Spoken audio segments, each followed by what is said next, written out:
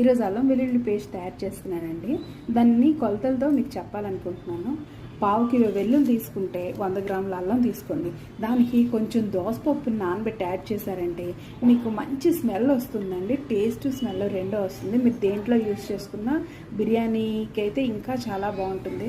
మనం బయట లంచ్ చేసేటప్పుడు మంచి స్మెల్ వస్తుంది, ఫ్లేవర్ వస్తుంది అనుకుంటాం కదా, ఇది యాడ్ చేసుకోవడం వల్లే అంత స్మెల్ మీకు టేస్ట్ వస్తుందండి. ఇదంతా జార్లో వేసుకొని మిక్సీ పట్టుకున్నామండి. చాలా మెత్తగా పేస్ట్ చేయండి, చాలా బాగుంటుంది. ఇదంతా మిక్సీలో వేసుకొని మనం ఒకసారి గ్రైండ్ చేసుకుందాం. ఈ విధంగా మనం ముద్దని ఫైన్గా చేసుకోవాలండి. చాలా ఫైన్గా వచ్చింది, చూసారు కదా. ఈ అల్లం వెల్లుల్లి పేస్ట్ కర్రీస్లోని బిర్యానీలోని వాడితే చాలా బాగుంటుంది. మటన్కి అయితే ఇంకా ఫ్లేవర్ బాగా వస్తుందండి. మీరు కూడా చేసి చూడండి. ఈ విధంగా ఫైన్ పేస్ట్ చేసుకుంటాను కదండి. మీరు ఎలా చేస్తారో కామెంట్ సెక్షన్లో కామెంట్ చేయండి. దోసపప్పు వేసుకోవడం వల్ల నాకైతే మంచి ఫ్లేవర్, మంచి టేస్ట్ వస్తుందండి. మీరు ఏ విధంగా చేస్తారో నాకు కామెంట్ సెక్షన్లో కామెంట్ చేయండి. బాయ్.